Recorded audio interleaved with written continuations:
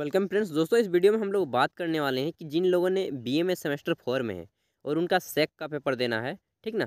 तो उनको सेक में अगर आप एनवायरमेंटल एंड पब्लिक हेल्थ रखें हैं, तब आपका क्वेश्चन किस टाइप का पूछा जाएगा, आइए देखते हैं।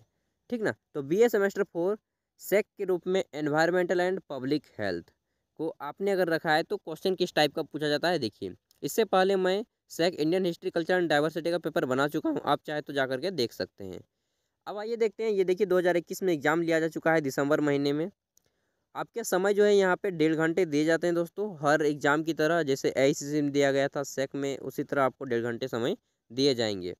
फुल मार्क्स आपके जो कुल पूर्णांक होंगे वो 40 होंगे और 10 नंबर आपका कॉलेज की तरफ से दिया जाएगा। ठीक। और यहाँ पे पासिंग मार्क्स बहुत से लोग पूछते हैं, तो पासिंग नंबर होता है इसमें 13 नंबर। अगर आप 13 नंबर ला लेते हैं तो पास हो जाएंगे।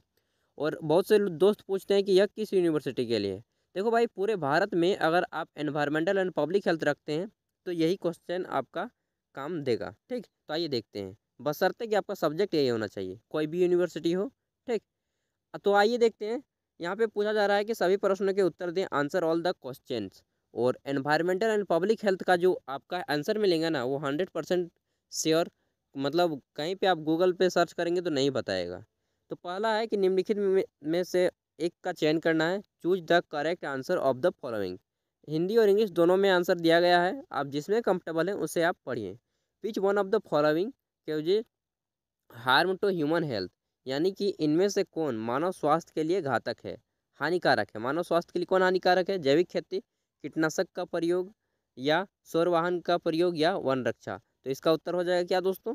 कीटनाशक का प्रयोग। देखिए ये जो आंसर है आपको स्वयं ढूंढना है, वैसे मैं कहीं कहीं पे आपका हेल्प कर दूंगा। ठीक।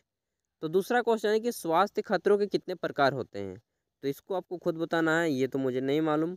स्वास्थ्य खतरों के कितने प्रकार होते हैं? 1, 2, 3 या 4।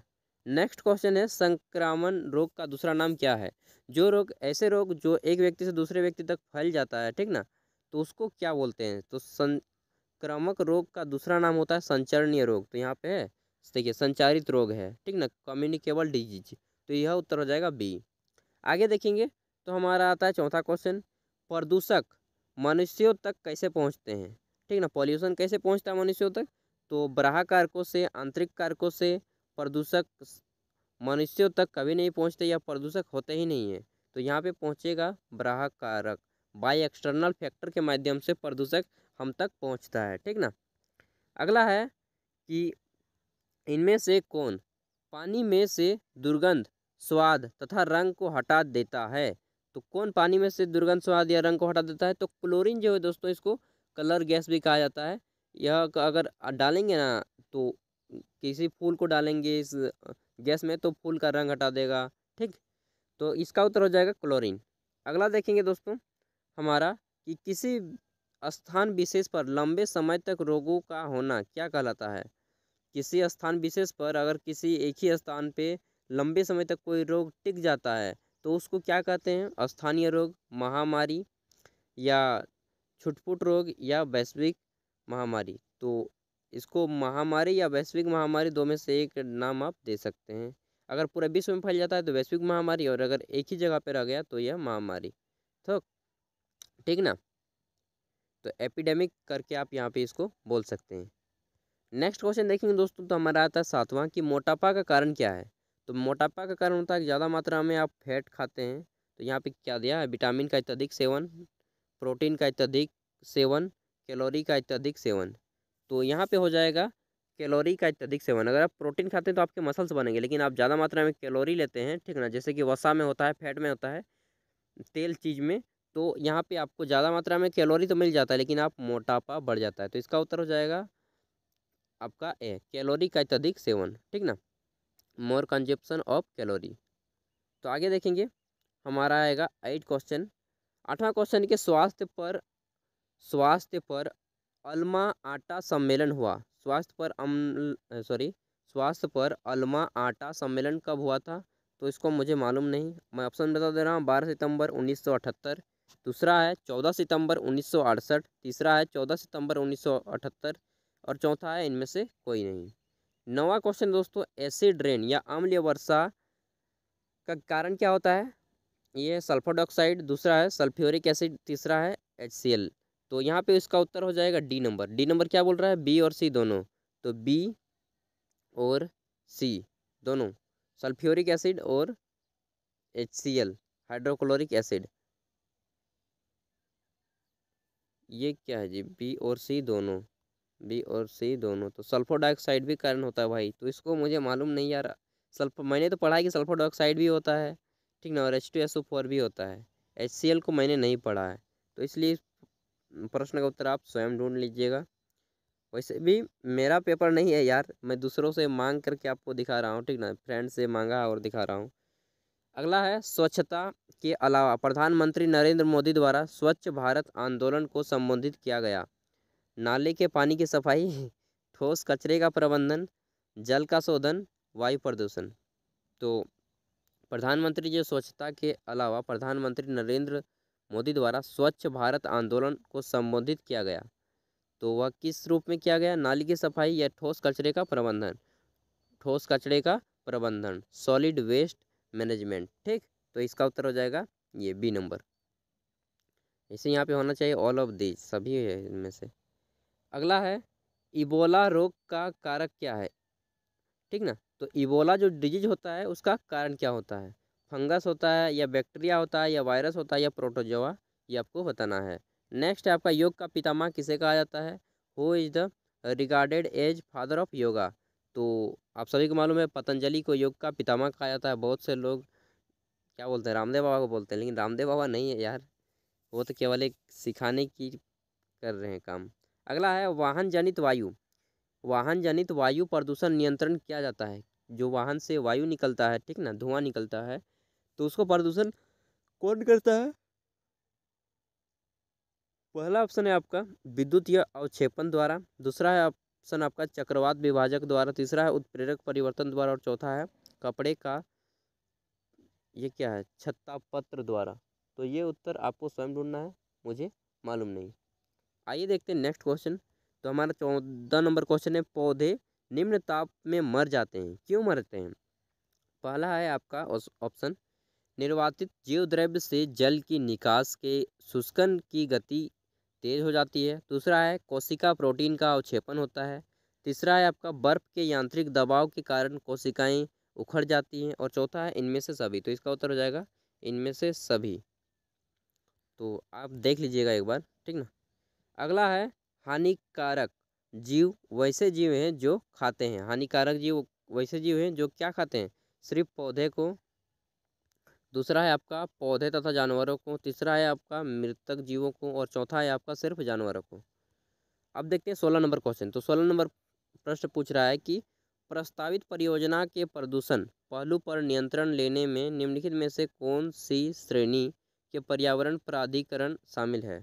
तो ऑप्शन ए नंबर है आपका स्वास्थ्य एवं सुरक्षा प्राधिकरण, दूसरा है आपका प्रदूषण नियंत्रण प्राधिकरण, तीसरा है आपका क्षेत्रीय तथा स्थानीय नियंत्रण लेने वाला प्राधिकरण, और चौथा है आपका क्षेत्रीय तथा वैश्विक प्राधिकरण। आगे देखेंगे तो हमारा 17 नंबर क्वेश्चन है कि तूफान जोखिम के अच्छे उदाहरण है, तूफान जोखिम के अच्छे उदाहरण क्या हैं, वित्तीय, बहिर्जात, बहिर्जात, तीसरा है आपका अंतर्जात, और चौथा है जैव विविधता। अगला है 18 नंबर क्वेश्चन, प्रदूषण समाधान सूचकांक पैमाना का विस्तार है कितना, 0 से 200 तक, 0 से 300 तक, 0 से 400 तक, या 0 से 500 तक।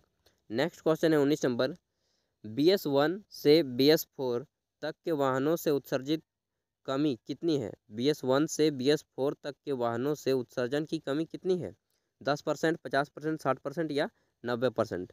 अगला है आपका, कार्बन फुटप्रिंट मापता है, क्या मापता है, कार्बन फुटप्रिंट क्या मापता है, एक व्यक्ति के द्वारा खपत की गई कार्बन की मात्रा, दूसरा है अनिश्चित काल तक स्वयं को बनाए रखने के लिए आवश्यक भूमि, तीसरा है आपका एक व्यक्ति के कारण उत्सर्जित CH, ये क्या है जी, CHG, तीसरा है आपका एक व्यक्ति द्वारा खर्च की गई मात्रा की राशि। नेक्स्ट क्वेश्चन है 21 नंबर, नगर निगम के ठोस अपशिष्टों को कम करने एवं प्रबंधन के लिए किस पद्धति का प्रयोग किया जाता है, अपशिष्ट दहन का, स्रोत को कम करना, तीसरा है आपका सामग्री का पुनर्चक्रण, और चौथा है इनमें से सभी। नेक्स्ट क्वेश्चन है यहाँ पे कि in which age group the कोविड-19 स्प्रेड, मतलब कि दो कोविड-19 किस आयु वर्ग में फैलता है? तो कोविड-19 यहाँ पे क्या है, सभी आयु वर्ग के लिए। दूसरा है आपका कोरोना वायरस संक्रमण बच्चे पर हल्का होता है। तीसरा है आपको इसका उत्तर तो मिल गया। वृद्ध तथा पहले से मौजूद चिकित्सा स्थितियों वाले व्यक्ति उच्च जोखिम में होते हैं, जिनको गंभीर बीमारी होने का खतरा बना रहता है। और चौथा है इनमें से सभी, तो सभी में व्यक्तियों में ही ये फैलता है। अगला है कोरोना वायरस क्या है? तो देखिए ये करंट टॉपिक पे क्वेश्चन पूछ दिया। विषाणुओं का एक बड़ा परिवार नहीं, ये वायरस का एक परिवार है। ये क्या है? निडो वायरस विषाणु परिवार से संबंध है, या ए और बी दोनों, या इनमें से कोई नहीं? तो इसका उत्तर क्या हो जाएगा, आपको मालूम हो गया होगा, ए और बी दोनों। नेक्स्ट है आपका नोवेल कोरोना वायरस के हल्के लक्षण होते हैं, क्या होते हैं? बुखार, खांसी, तकलीफ, तो या इनमें से सभी? तो इसका उत्तर हो जाएगा इनमें से सभी। नेक्स्ट है आपका कोरोना वायरस का नाम कहाँ से पड़ा है? उसके मुकुट जैसे तंतु के कारण, उसके पत्तों जैसे तंतु के कारण, उसके ईंटों जैसे सतह के कारण, या इनमें से कोई नहीं? नेक्स्ट है आपका 26 नंबर, भारत में कोरोना टीकाकरण का दूसरा चरण कब प्रारंभ हुआ? तो दिसंबर 2020 में, जनवरी 2021 में, या फरवरी 2021 में, या मार्च 2021 में? तो अभी तक तो मैंने एक ही डोज लिया है। वैसे लेने के बाद मेरा पूरा शरीर दर्द कर रहा था एक दिन, दूसरे दिन से थोड़ा नॉर्मल हो गया था। आपको कैसा फील हुआ था मुझे बता सकते हैं। केंद्र में चिकित्सा मामला केंद्र में चिकित्सा मामले और सार्वजनिक स्वास्थ्य से संबंधित सभी मामलों पर सरकार का मुख्य तकलीफ सलाहकार कौन है? स्वास्थ्य सचिव, मतलब कौन होता है?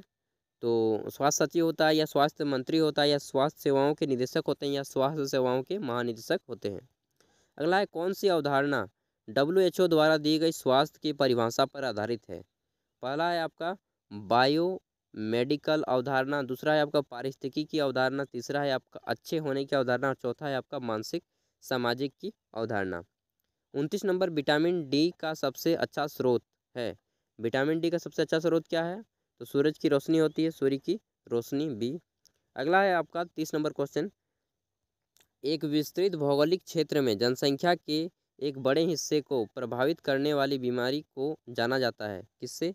महामारी से, वैश्विक महामारी से। तो इसका उत्तर यहीं पे हो गया। अगला देखेंगे हमारा जीवन शैली रोग का उदाहरण है, मतलब कि जो आपके लाइफ स्टाइल में डिजीज होता है, रोग होता है, उसको क्या बोलते हैं? कैंसर बोलते हैं, मलेरिया बोलते हैं, चिकुनगुनिया बोलते हैं, या बुखार बोलते हैं? नेक्स्ट क्वेश्चन है आपका सार्वजनिक स्वास्थ्य का पैमाना है। सार्वजनिक स्वास्थ्य का पैमाना कैसा होता है? स्वास्थ्य संवर्धन, रोगों की रोकथाम करना, या पुनर्वास, या इनमें से सभी? तो ऑल ऑफ दीज। अगला है आपका विश्व जल दिवस मनाया जाता है। विश्व वाटर डे कब मनाया जाता है? वर्ल्ड वाटर डे 12 मार्च को, 22 मार्च को, 25 मार्च को, या 30 मार्च को? नेक्स्ट है आपका पौधों का कौन सा भाग जल को वाष्पित करता है? पहला है रंध्र, जिसे आप एस्ट्रोमा बोलते हैं, दूसरा है फल, तीसरा है शाख, और चौथा है जड़। तो क्या बोला था कि कौन सा भाग जल को वाष्पित करता है? तो वाष्पित करता है आपका रंध्र। पत्तों में जो छोटे छोटे छिद्र होते हैं उसे ही रंध्र कहा जाता है।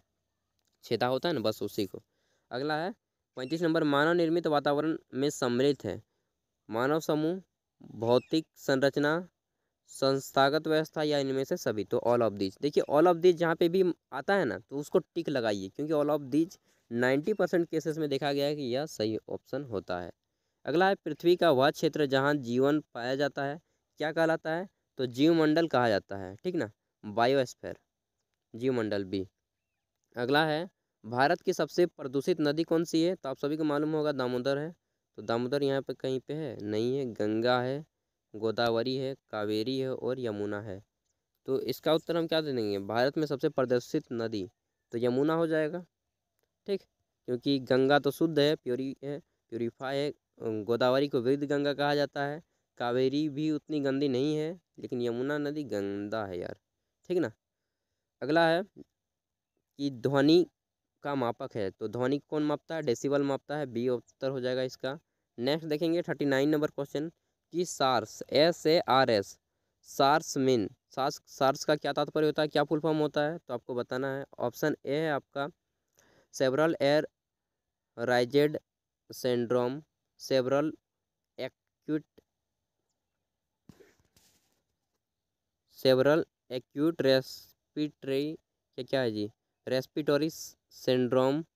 नेक्स्ट है आपका सेवरल एक्यूट रेस्पिरेटरी सिम्टोम। तो सिम्टोम सेवरल, देखिए इसका हिंदी में नहीं दिया, several acute respiratory syndrome, syndrome और यहाँ पे सिम्टम को ध्यान से देखना है, कहीं पे सिंड्रोम लिखा है और कहीं पे सिम्टम लिखा है, ठीक ना। तो सिम्टम मतलब लक्षण होता है और सिंड्रोम का हिंदी मुझे मालूम नहीं। आइए देखेंगे, तो यहाँ पे सेवर होगा जी, सेवरल नहीं होगा। देखिए मेरे इंग्लिश जो है ना वीक थोड़ा, तो क्या बताऊँ severe air raised syndrome, severe acute respiratory syndrome, फिर से पढ़ देता हूँ, सेवर एक्यूट रेस्पिरेटरी सिम्टम और सेवर एक्यूट रेस्पिरेटरी सिंड्रोम। तो सिंड्रोम और सिम्टम दो ही चीज़ यहाँ पे टर्म किया गया है, ठीक ना। ध्यान से देखिएगा, तो ये सिंड्रोम कहीं पे और कहीं पे सिम्टम है, तो ये दोनों सिंड्रोम है और यहाँ पे एक सिम्टम है। नेक्स्ट है आपका एक स्वास्थ्य वातावरण निर्भर करता है, ठीक ना। अ healthy environment depend upon a, मतलब किस पे डिपेंड करता है, एक स्वास्थ्य जो वातावरण है किस पे डिपेंड करता है, आपका हेल्थी इकोनॉमी में, एक स्वस्थ अर्थव्यवस्था में, स्वस्थ जैव विविधता में, एक हेल्थी बायोडाइवर्सिटी में, या एक स्वस्थ मनुष्यों में, ह्यूमन हेल्थ बींग्स में, या इनमें से सभी। तो इन देखिए दोस्तों, इन सभी के लिए ना ऑल ऑफ दीज की आवश्यकता होती है, इनमें से सभी की आवश्यकता होती है। अगर आपके पास पैसे भी कम रहेंगे तो आप अच्छे वातावरण में नहीं रह पाएंगे, ये भी बात सही है। स्वस्थ मनुष्य भी होना चाहिए और जैव विविधता भी होना चाहिए, ठीक ना। तो इन सभी की ज़रूरत होती है, तो इसका उत्तर हो जाएगा डी। तो यहाँ पे टोटल हमारे 40 क्वेश्चन कंप्लीट होते हैं। दोस्तों अगर आपको किसी भी सेमेस्टर का और कोई भी पेपर देखना हो, कोई भी ऑनर्स का पेपर हो, चाहे कोई भी जीई का पेपर हो, तो आप अगर हमारे चैनल पर जाएंगे, प्ले लिस्ट में जाना पड़ेगा और वहाँ पे प्रीवियस ईयर क्वेश्चन पेपर में देखेंगे तो सभी का प्रीवियस ईयर क्वेश्चन पेपर में आपको मिल जाएगा। अगर आपका कोई दोस्त भी बीए करता है, ग्रेजुएशन करता हो, तो प्लीज़ उन तक भी वीडियो को शेयर कीजिएगा, क्योंकि आपके दोस्त का भी जो भी ऑनर्स होगा सभी का सभी यहाँ पे क्वेश्चन पेपर आपको बड़ी ही आसानी से मिल जाएगा। तो चलिए दोस्तों, इस वीडियो का एंड पे एंड करते हैं। आप इसका उत्तर गूगल में सर्च मार मार के देख सकते हैं, ठीक ना।